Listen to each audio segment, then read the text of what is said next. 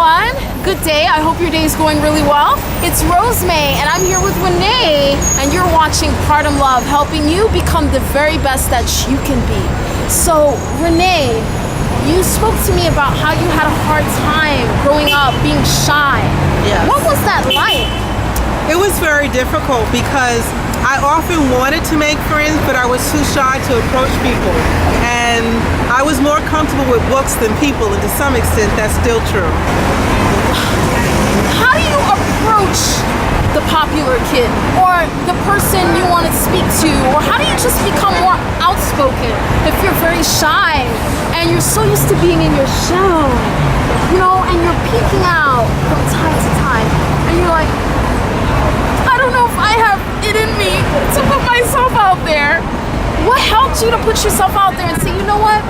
I'm gonna talk to that popular kid because I want to be just like that, or I want to learn how to be outspoken from this person. What helped you to put yourself out there? Because it didn't happen overnight. No. One of the things that I used to do, and I still do, is I look to see what people are interested in. Like there was one popular kid that was a wonderful artist, and she was always drawing. And I started drawing too, and that's how we connected. Sometimes if you can't approach somebody verbally, you can connect with an interest of theirs, and people always respond when you compliment them or you show admiration for a talent or hobby or interest of theirs, because you are showing that you think that they're interesting enough for you to talk to and spend time with, and you value them. You can also observe. Observation is very important. Okay, 1 second. If there's a kid in your school and you see that they're very popular and they're involved in something That you like too. you can talk to them about it. You can ask questions about it. Yes. Like for example, I remember asking this one schoolmate of mine, I said, wow, where did you learn to draw like that? And she told me that her brother taught her, and I would watch her draw, and I started drawing too. And that's how we became really tight friends. That's great.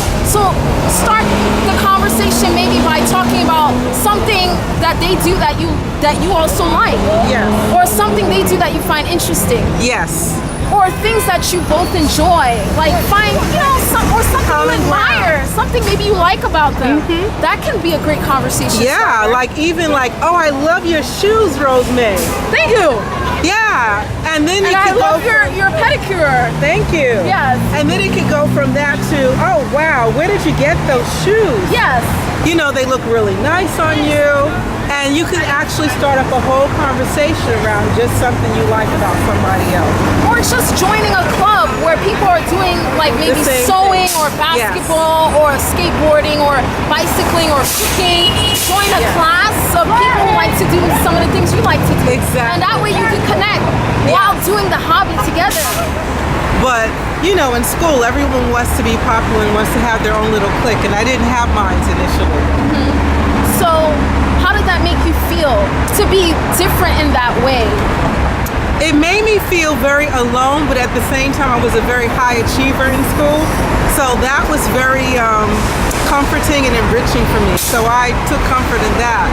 But eventually I got tired of not having a clique of my own to belong to. Okay. And so what did you do about it, Renee?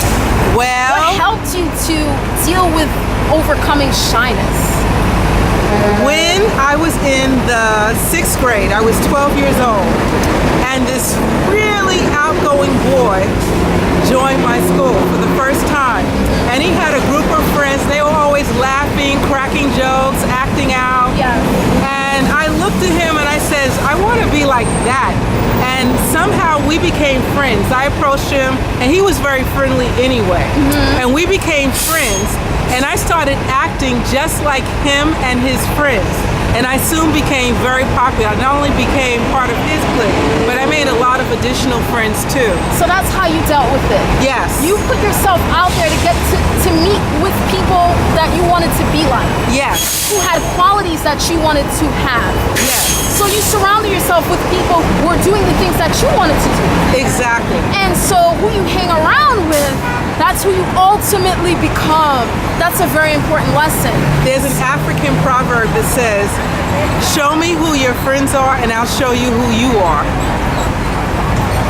Also, I always tell people, friends are the family you choose.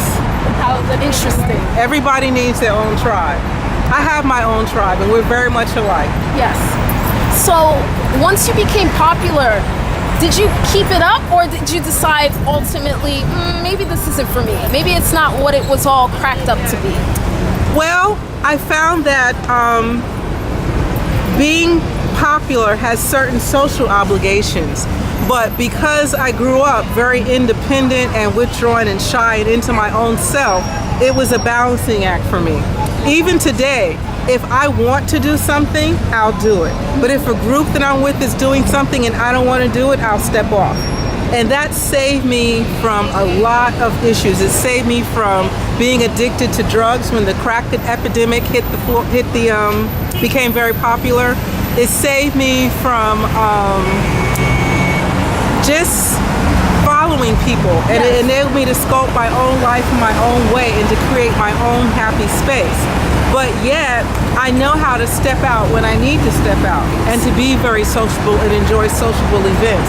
But I live my own life because of that other part of me that is that shy bookworm who's very independent. Okay, so that experience that your friend in 6th grade taught you, that experience where you were able to hang out with the more popular kids and get a little taste of that lifestyle, I did. That helped you to be able to put yourself out there more in the future. But you've learned that there has to be a balance. Yes. And that you feel most comfortable when it's balanced. Yes. And not being a follower. Right. And I think that sometimes people go to one extreme or the other, but I think it's important to find the middle.